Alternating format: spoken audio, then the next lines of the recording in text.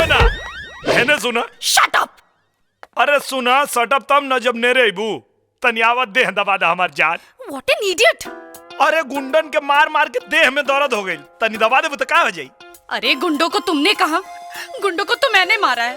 मेरे गुंडों को मुझसे ही पिटवा दिया, तुम्हें तो मैं। अरे अब क्या है? पानी गरम कर, हमरा नहाए के बाद। मैं क्या तुम्हारी नौकरानी हूँ जो तुम्हारे लिए पानी गरम करूँ? खचड़ी मेहरारू से दिल लगावे के बातें अलग है। मत गरमा, हम ठंडा पानी से नहा ले। ओमे कबा वाह चाचा, असली मजा तहरे बा। बुढ़ौती में विदेशी माल चापता रहा। तुम भी पीते हो क्या बेटा? ना चाचा, पूरा जिला जवार में केहू माई के लाल नहीं खे कह सकत कि निरहू कुमार यादव कबो 1 रुपया के भी दारू खरीद के पियले होखस। हाँ क्यों पिया देला तो पी लेनी। अरे तो तुम्हारी और मेरी खूब जमेगी बेटा। तो जवाबा चाचा। तो कौन सी पियोगे बेटा, ये कि ये वाला जवाबा। अरे वाह वाह वाह वाह, ये लो। लो बेटा। और चापा? चापा? अरे भारा। ओ तनी और भारा। अरे भारा हो।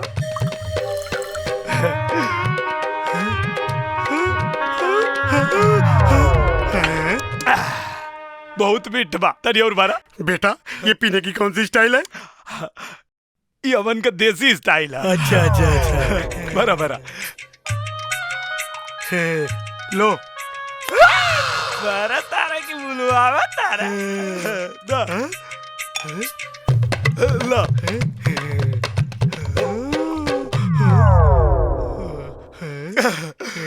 चाचा तू बड़ी मस्त आदमी हवा। ना ना ना ना, ये बात सोचा कि हमके नशा होता। ये तो हो माने हम केतनो पी ली, लेकिन हमरा नशा ना होला। कबो ना चाचा। एक बात के शिकायत बा चाचा। क्या हो गया बेटा? बहुत बड़का शिकायत बा। हाँ बोलो बोलो बेटा बोलो। बहुत बड़का गलती काम कैले बड़ा तू लोग। क्या हो गया बेटा? ये अपना बेटी के नाम सोना काहे रख ले वो लोग? क्यों? घंटा सोना। ब्याह भइले इतना दिन भइल, सलोज ले एक दिन नहीं के सूते देले। सोना। हाँ तो हमारो नाम निरहू कुमार यादव।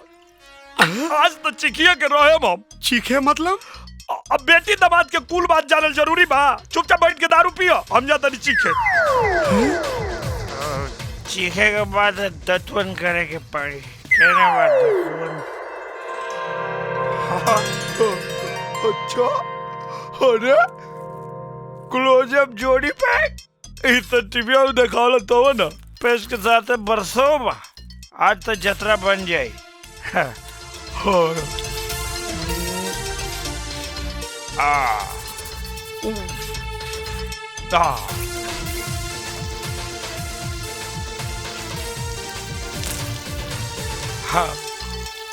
जब जोड़ी पैक से हमरा के डबल ताजगी मिल गया। अब बेटा चलता नहीं अमूल जोड़ी बनावे। हाँ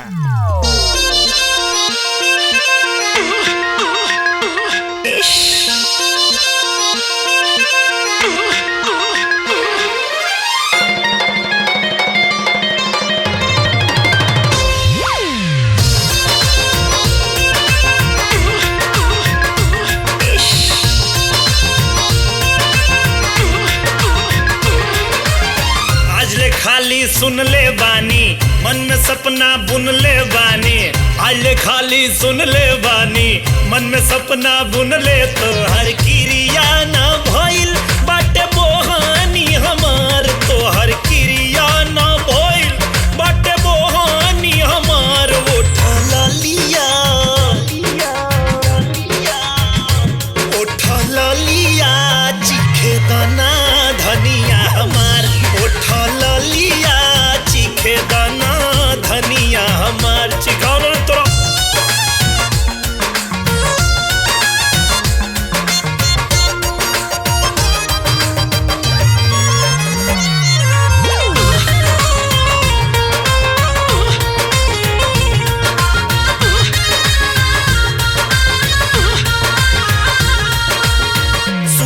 बानी कोई गो फ्लेवर एकर मिलेला। आम वाला, सेव वाला, लीची वाला बिकेला। सुन ले बानी कई गो फ्लेवर एकर मिलेला। आम वाला, सेव वाला, लीची वाला बिके। हई कौन फ्लेवर बड़ी बाटे चटकार। हई कौन फ्लेवर बड़ी बाटे चटकार। उठल लिया, उठल लिया, चीखे दाना धनिया हमार। उठल लिया, चीखे दाना धनिया हमार।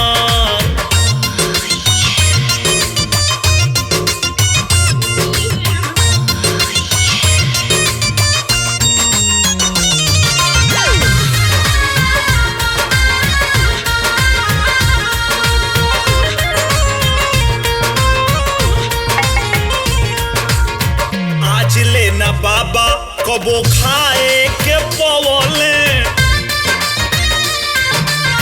देखी देखी दूरही से लार टपकवले। आज लेना बाबा कबो खाए के पवले। देखी देखी दूरही से लार टपकवले। कबले दुखवा में रही है दुख हरन हमार। कबले दुखवा के सही है दुख हरन हमार। उठल लिया, उठल लिया, चीखे दाना धनिया हमार। उठल लिया, चीखे दाना धनिया हमार। उठल लिया, चीखे दाना धनिया हमार। रे ना चीखे देवी। ओ गॉड, अब क्या जिंदगी भर इस आदमी के साथ रहना पड़ेगा? अरे तारा अंग्रेजी से बढ़िया तो देसी हवे होला। कम से कम जितना तेजी से चढ़ेला उतने तेजी से उतर भी जाला। तुम शराब ऐसे पीते हो यार, जाने मने दूध पी रहे हो। वो भी बिना पानी और सोडा के। हैंगओवर तो होगा ही ना।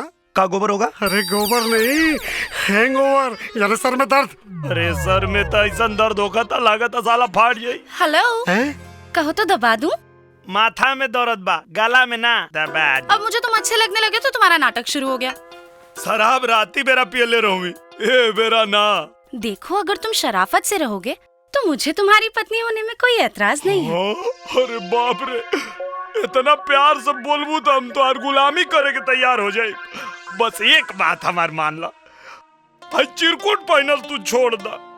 मस्त लुग्गा पहन के, घूंघट काट के एक बार हमारे सामने आ जाई तो साला हमार करेजा जुड़ा जाई। अब तुम जैसा कहोगे मैं वैसा ही करूंगी।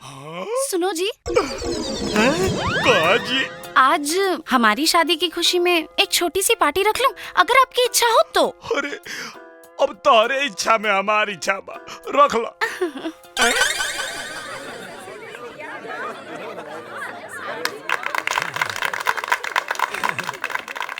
हाय फ्रेंड्स, ये है मेरे हस्बैंड निरहू कुमार यादव। कैसी लगी हम हस्बैंड वाइफ की जोड़ी? बहुत बढ़िया, जैसे मर्सिडीज के साथ ट्रैक्टर को बांध दिया गया हो। ट्रैक्टर नहीं, गांव का नमूना है ये। सड़ी हुई जीन्स, सड़ा हुआ कुर्ता और गले में गमछा, वाह भाई वाह। इससे अच्छे कपड़े तो हमारे घर के नौकर पहनते हैं। भाई इसके कपड़ों पे मत जाना, ये आदमी दिखने में सीधा साधा है, एक नंबर का सातिर है, सातिर। सोना के करोड़ों की दौलत देख के इस भीख मंगे की आंखें चकाचौंध हो गई है। धक्के मार मार के ये बेचारी से घर से बाहर निकलना चाहती है, पर ये जोक की तरह इसे चिपक गया है यार।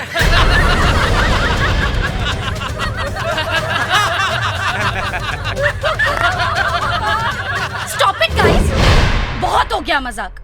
ये मेरा पति है, कोई तबला नहीं कि जो चाहे इसे बजा दे। अरे देखो, इसकी शक्ल तो देखो, कितना बुरा मान गया बेचारा।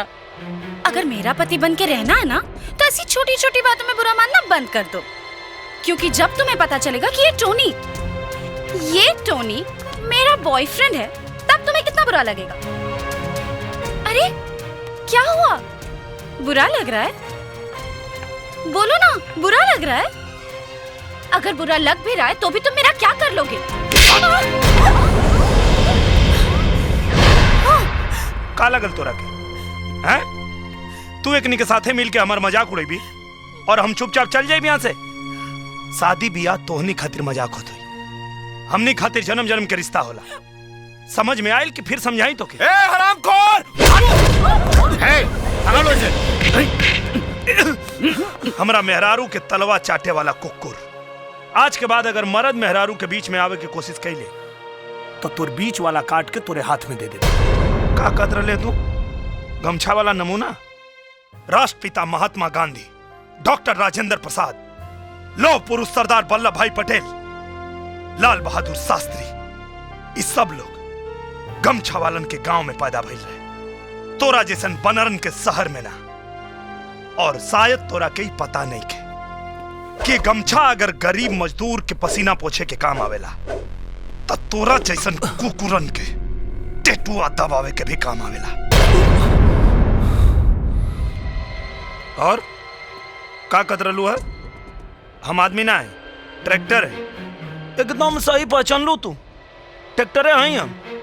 लेकिन एक बात जाने लू कि ना मैडम, ट्रैक्टर के इंजन बहुत मजबूत होला और जब तोहनी लोग के बड़का बड़का गाड़ी गाढ़ा गुच्चा में फंस के धुआं छोड़े लगेला तो ट्रैक्टर में ठेल के बाहर निकालेला। और अगर तोहरा जैसन बंजर जमीन पे हाई ट्रैक्टर चढ़ गई तो 9 महीना से पहले ही फसल लहलाए लगी। तोरा के का लगा था? पैसा खातिर चिपकल बानी हमें से? थू थू कहता नहीं एकरा पैसा पे। अगर ये हमरा के अपन दिल से पति ना समझेले तो हमहू एकरा घर के अपन ससुराल ना होटल समझ के रहनी। नेहरू ठीक कह रहा है बेटा जी। इन लिफाफों में पैसे देकर उसने यहाँ रहने खाने की पूरी कीमत चुकाई है। मेरा यकीन करो बेटा जी, इसके जैसा खुददार आदमी तुम्हें दुनिया में कहीं नहीं मिलेगा। अपनी ये 2 कौड़ी की सलाह ना आप अपने पास ही रखिए चाचा जी। मेरे मामलों में अपनी टांग अड़ाने से पहले ये याद रख लीजिएगा कि मेरी इस प्रॉपर्टी के आप बस केयर टेकर हैं, मालिक नहीं। और तुम एक बात कान खोलकर सुन लो, तुम जैसे गिरे हुए फटीचर इंसान के साथ अब मैं 1 मिनट भी और नहीं रह सकती। I need divorce. अभी के अभी तलाक दो मुझे। अच्छा, तलाक चाहिए? हाँ, दे दे तलाक, लेकिन ओकरा खातिर तोरा के हमारे को शर्त माने के पड़ी। क्या शर्त? अगर तलाक चाहिए तो तोरा के हमारा गांव में चल के हमारे मेहरारू बन के 6 महीना रह के पड़ी। मैं नहीं जाने वाली तुम्हारे उस सड़े हुए गांव में। हम ना लाई तोरा से ब्याह करे, तू आई लाली हमरा से ब्याह करे। और अगर अब तलाक चाहिए तो गांव में तो हमरा चले के पड़ी। मैं जानती हूँ जब तुम यहाँ रहकर मेरा तन हासिल नहीं कर पाए तो अब गांव जाके अपनी मुराद पूरी करना चाहते हो ना तुम? तोरा मर्जी के खिलाफ गांव में तोरा के हाथ भी ना लगाई। ये को मर्द के जुबान। मैं कहीं नहीं जाने वाली, समझ गए? हाँ तो तलाक देवे में तो हर तेल निकाल देबो।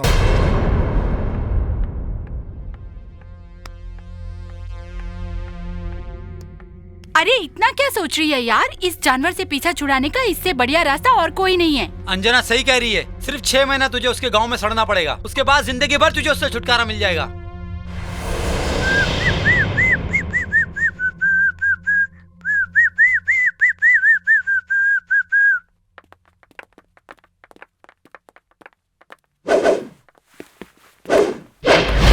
मैं तुम्हारे गांव जाने के लिए तैयार हूँ, लेकिन मेरे सारे दोस्त भी मेरे साथ चलेंगे। मैं इन सब के बिना 1 मिनट भी नहीं रह सकती। यही मेरे सुख दुख के सच्चे साथी हैं। बोलो मंजूर है? मंजूर बा, लेकिन हमरो एगो शर्त बा। गांव में केहू के कानो कान खबर ना होके के चाहिए कि हमनी के बीच में का समझौता भइल बा। मंजूर बा? मंजूर है।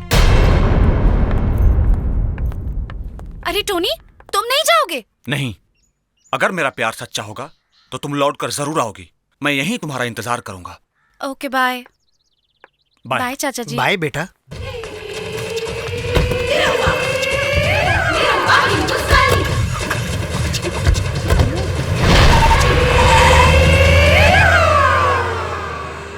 तुम्हें क्या लगता है वो वापस आएगी? Yes, of course, she will come. वो मेरे बगैर 1 दिन भी नहीं रह सकती।